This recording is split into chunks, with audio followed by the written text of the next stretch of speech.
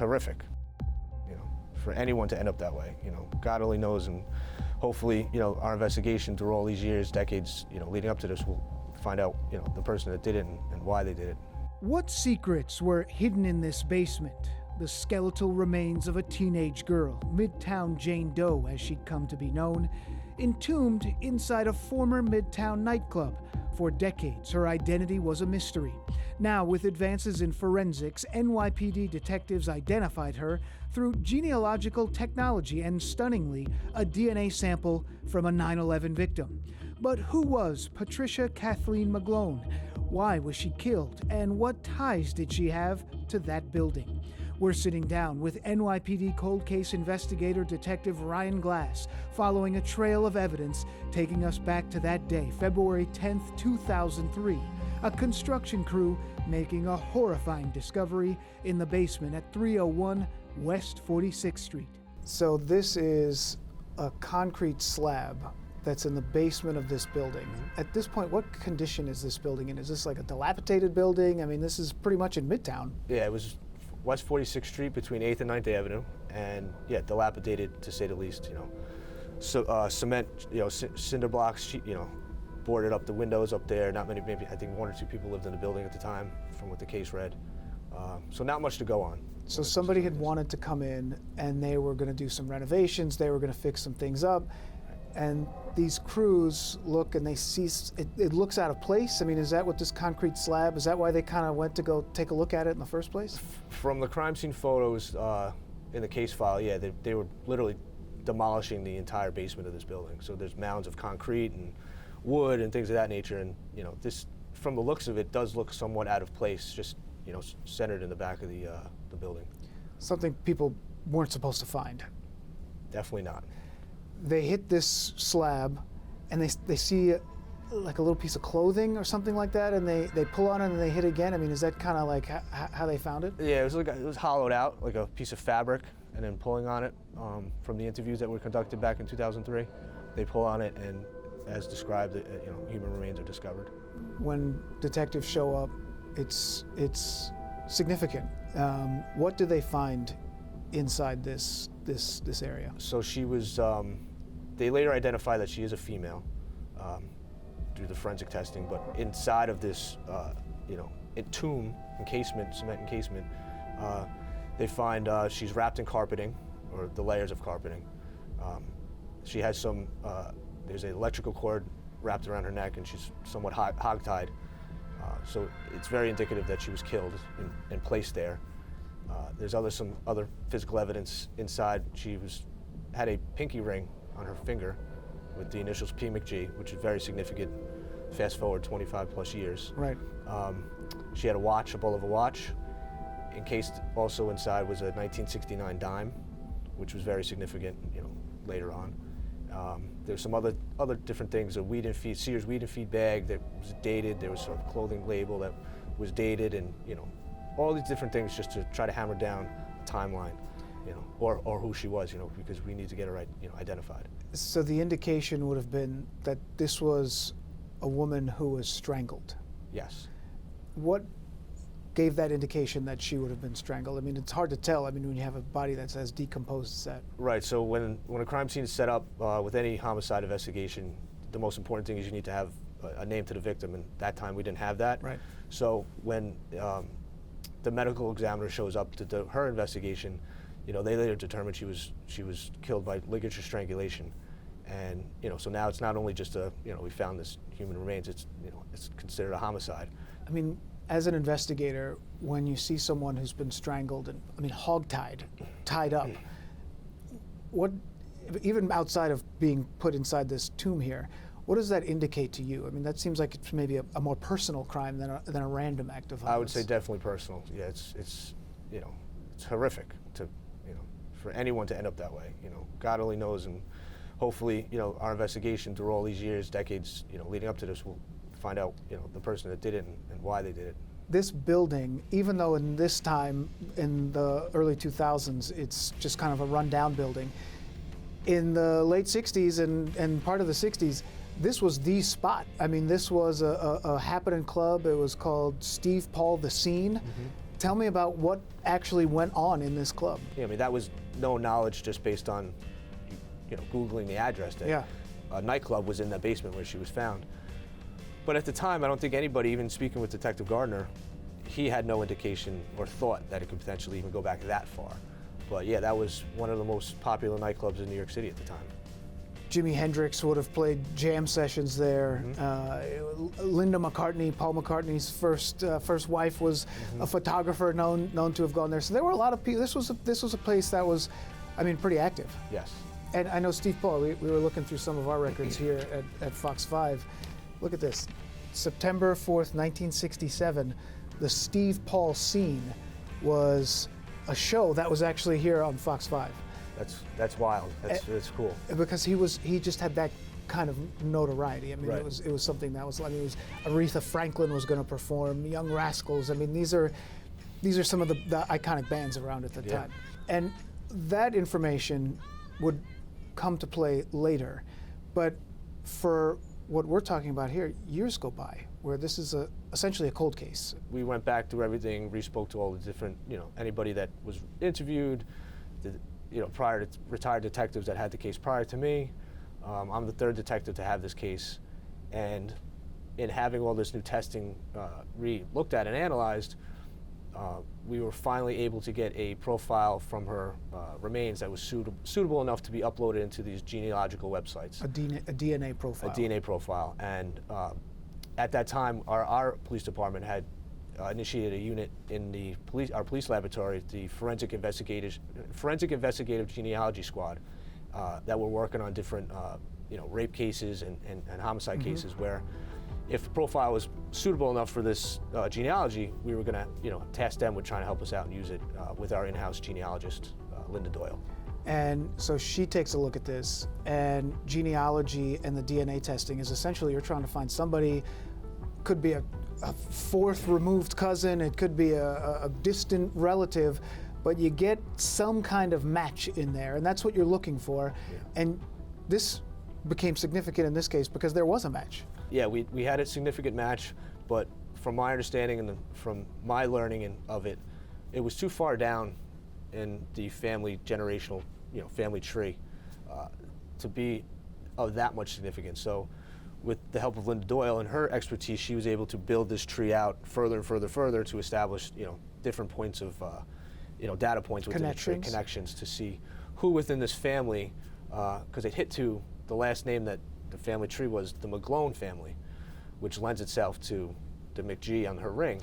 That was good, yes. Because the names could have changed over the course of time. When you get married, the names change. Right. But so you have this ring that has the initials, and then the family comes back as McGlone. So you guys had to feel like, even though it was a big tree, that you were on the right track. It hits to a McGlone. It hits to somebody on her side, on the McGlone side of her family, on her father's side.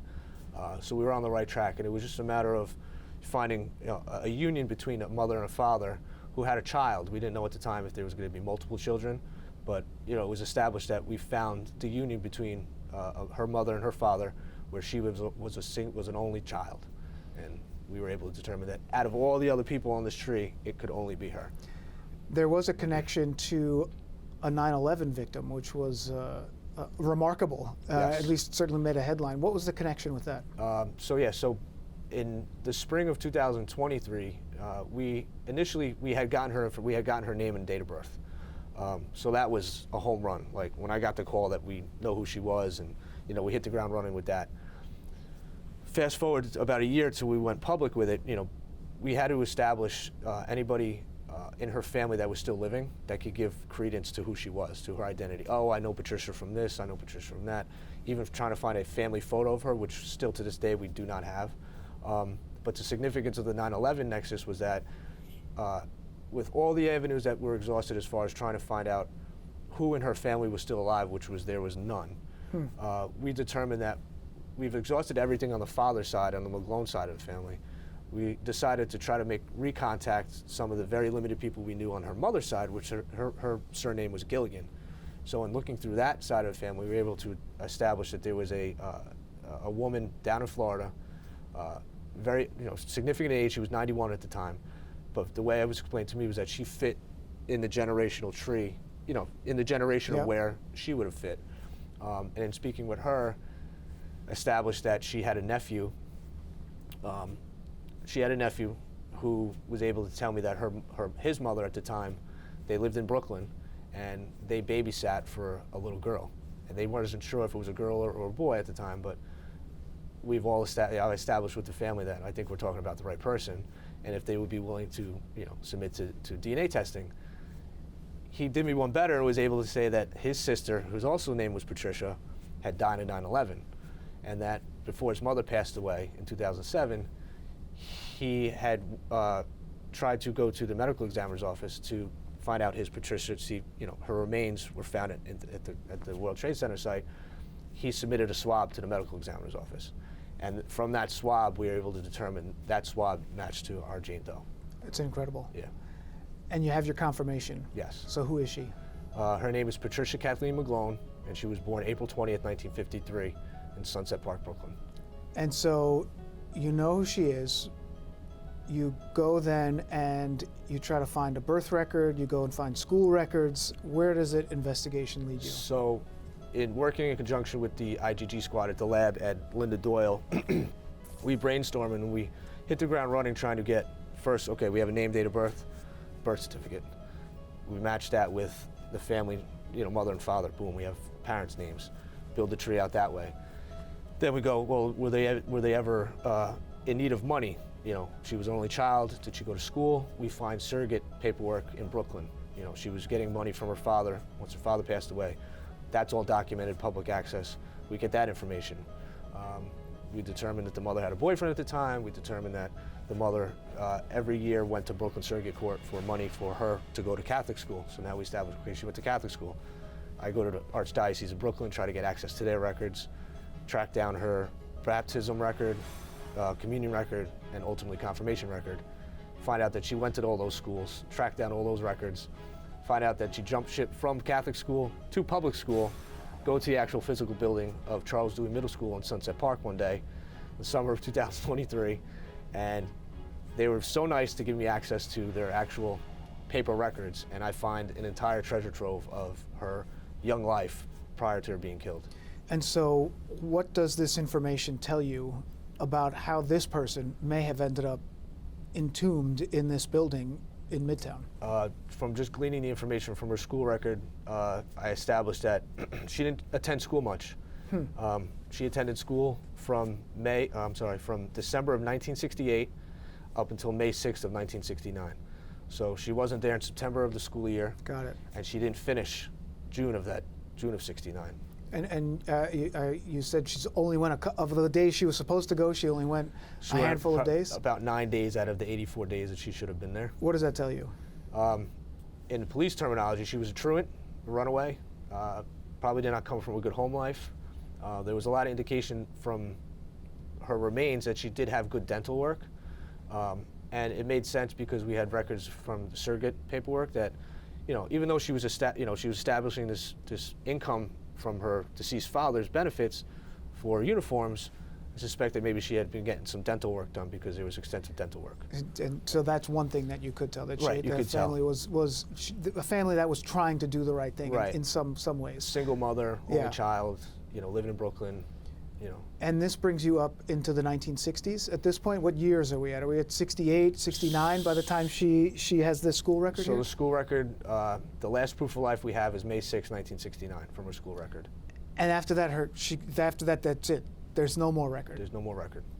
These days, you might be able to look on Instagram or look on Right. Facebook or see who her friends were, but you don't really have. What do you have at that point? So having, again, a starting point of her life and time then, you go back to just, people that you may know, friends. She went to school, so the next leg of, the one tentacle of the investigation was track down classmates. Do you find any? Found a few that were listed in her graduating year that were willing to speak to me. Anyone remember her? Nobody that remembered her. Wow. All the information I was able to give them, I gave them. Short of showing them pictures who I thought may have been of her from different, the yearbook that I was able to get. Nobody, even having a photo of her now, still haven't gotten anything back from anybody that may have even known her. And the photo that you have now is a rendering in some point. It's not there's no actual photo. There's no surveillance video. There's no picture from a school book or something like that, a yearbook. There is no actual photo, which is very disheartening because you just want to see what she looked like. And there is a significant investigation that does happen that also helps give you some crucial information, which has to do with her stepbrother. Yes. And her stepbrother had gotten in trouble with the law, and that revealed some information that became useful for you. What happened with that? Right. So, unfortunately for our investigation, her stepbrother at the time had passed away in 2012. In 1970, he got arrested in northern New Jersey for some embezzlement and check fraud in Kearney. We were able to get in touch with Kearney PD, and they gave us access to that arrest record. He was arrested with 3 other individuals, and in some of the internal investigation for the company he worked for, they were able to go out in 1970, June of 1970 in particular, and speak to Patricia's mom in Brooklyn. Because they shared a father. They shared a father. And then this would have been her stepmother. Yes. And that is who they went to go talk to when they were trying to do this investigation into the half brother. Right. And what does this stepmother tell you, or tell the investigators back in 1970? Right. So I have record of basically the back and forth. I don't have the interview questions, but I can be an investigator. I can only glean how the question would have been phrased to her. But I have the answer written. It's about 3 sentences. In substance, it's so and so. This half brother has a younger sister, 18 years old. She puts the age at 18. Addict, possibly pregnant. It's very ambiguous, not really too conclusive, but it was a huge piece of just actually reading somebody that actually acknowledged her as alive. Is that the first time you see information that the little piece says may have abandoned her child who's months old? Yes. She was possibly a drug addict, and the mother hadn't seen her in months. Right. Is that the first time you're hearing that? I mean, those are characteristics at the very least that you're hearing about this person? Yeah, social characteristics of someone close to her, which would have been her mother. Speaking to investigators too, so the other thing too, not to get too far ahead of that and just only take it for what it reads, is that maybe the mother had something to do with it, still wanted to collect these benefits, still wanted to, be able to get this money, knowing that she ran away and not really having to care for her, so. Because this was a person who was never reported missing. Absolutely, not reported. And so now you have this information. You have the possibility that she had a baby and gave the baby away, that she was potentially involved in drugs, and maybe some of this, whatever comes with that. Mm-hmm. And then at the same time, you also learn this information that she left school because she'd gotten married. And does that line up with the possibility she may have had this kid? What happened with that? What's going on with within that? The school record, there was a Board of Ed memo, and I can only surmise that it was taken from a secretary because it's written in pencil. Written in pencil. Written in pencil. We write in pens. Yeah. So, in reading that, it says Patricia Kathleen McGlone, no longer attending school. She's been married to a Donald Grant, Church of All Nations. It gives the date May 6, 1969, and her last day of school would be May 7th, which would have been the following days. And that's the very first item that's in her school record. Does it say she was pregnant? It does not. It does not say she was pregnant. I mean, I feel like I'm piecing this together with you. So now you have her name, drops out of school, she's married, and now you have a name of Donald Grant. Donald Grant. Who is he? So Donald Grant was, based on the information he provided back then, I'm not too short of him giving full, ID cards for different things, but he was 32 years old, so 16 years her senior. Because at that point, you think she's 16 years old. Is that what Correct. It says in the marriage license? Yeah, that's based on the age in 69, would have put her at 60, she would have turned 16 April of 69. So a month later, May of 69, would have just been a month, 16 years old for about a month. Got it. And his date of birth was 2/27/37 that he provided. He also listed an occupation as a musician, okay, which lends itself to Steve Paul's The Scene. So now you have Donald Grant, 32 years old, and it lists an address on his marriage license. Right. But it's not the right address. Correct. It's close. It's close. And then this is another big piece of information. This is another big piece. So, short of having the marriage certificate first, which we did not have, we ran on the name, and I ran on the name. In doing so and having a year, went down to the New York Public Library, and were able to get access to the Coles directory for Manhattan. It's a name search, normal. Kids nowadays don't have. So you're like looking in the phone book. Phone book, yeah. Phone book. Very, very big phone book. Yeah. Thousands of pages. Yes. They don't have those anymore. You could well, maybe search- they do, but nobody uses them. Search by address, search by name. So we had a name. Search Donald Grant. A few names down. Cross has a Donald Grant name listed, 301 West 46th Street, and a telephone number.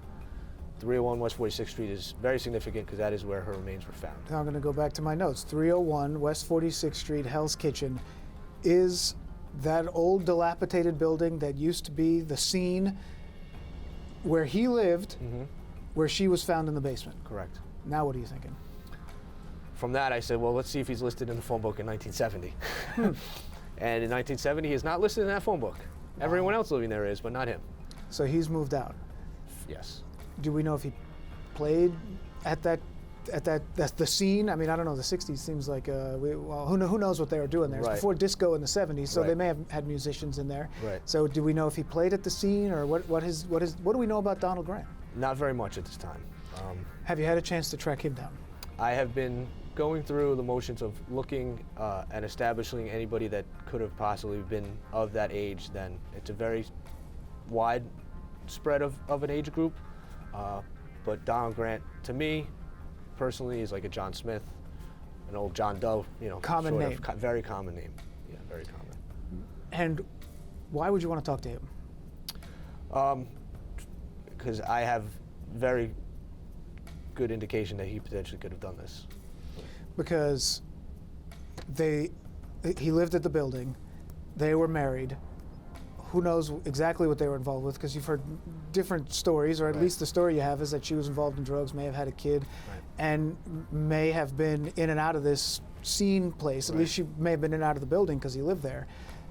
So who knows what he could have been caught up with. From the totality of everything I have and all the circumstances surrounding the way she was brought up, her quote unquote downfall into meeting this guy, finding out what his situation was, all these different things, the demographic that hung out at the scene from people I spoke to, people that went there, people that worked there, people that lived in that building back then that I spoke to, it all lends itself that, and based on my experience, that the person that did this was very close to her, and the only other person that we have, leading after her proof of life is this Donald Grant, so he's the next leg. Do you have any feeling that she may have seen something and somebody could have taken care of her and put her in some cement in the basement? Because does that seem like that could be a possibility as well? Is that something you have ruled out, or there's always that angle too. It's nothing yet is ever ruled out. We're going based on the facts that we know, and the fact is we know her name, we know that she was married to this guy, and in most indication, people that are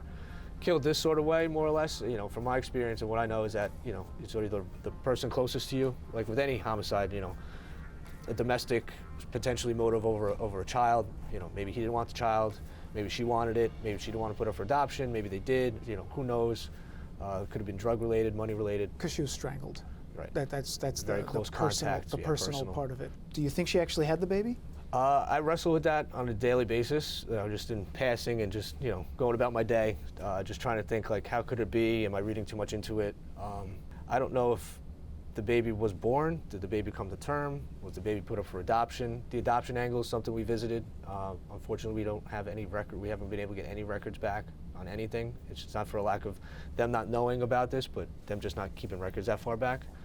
And it's my understanding, too, that if she was adopted, that birth certificates and things of that nature, the birth parent's name is not on that document. It goes to the adopted parent's name. So without knowing who adopted her, it's kind of tough to find. The only Yeah, hope it there, is. it seems like, would be another DNA hit Right. that potentially could come through. And I guess have you looked at that, or would it have come up already, or you don't know? We're looking down that avenue of different people, through different generations of her family tree. So here, after all these years, we finally have the identity. Patricia McGlone, Sunset Park, Brooklyn, died in this terrible way, found in this unbelievable condition inside this tomb in the basement of a building in Midtown. Where do you go next? Track down Donald Grant. That's it. This is someone who potentially could have been involved in drugs, could have been involved in sex work, maybe was a runaway, but she was somebody, you know. And for you, it's not about making a judgment. It's about it's about finding out what happened. Yeah. Talk to me about that part of it. No, she's, you know, I've said this before that, you know, everyone's a child of somebody, right? So she was someone's child. She was someone's grandchild. You know, she had a very extensive family tree from what we know. Mm-hmm. It's very unfortunate that nobody knew her, you know, nobody knew of her. So it's on us now that who she is, just to put her name out there and say, you know, she definitely, regardless of what she got into, regardless of, you know, anything, any victim for that matter, regardless of what you're into, like, you know, police are here to help you, and these cases are quote unquote cold, but they're never closed, you know. Just take someone to, you know, do the extra step to look into them. All right, Detective Ryan Glas, NYPD Cold Case Unit. We wish you the best of luck. I hope you solve this one and the other 15 cases that you have on your docket right now. Thank you very much. If you think you know anything about this case, anything that could be helpful to Detective Glas and his team, do the right thing. Call Crime Stoppers. That number, 1-800-577-TIPS.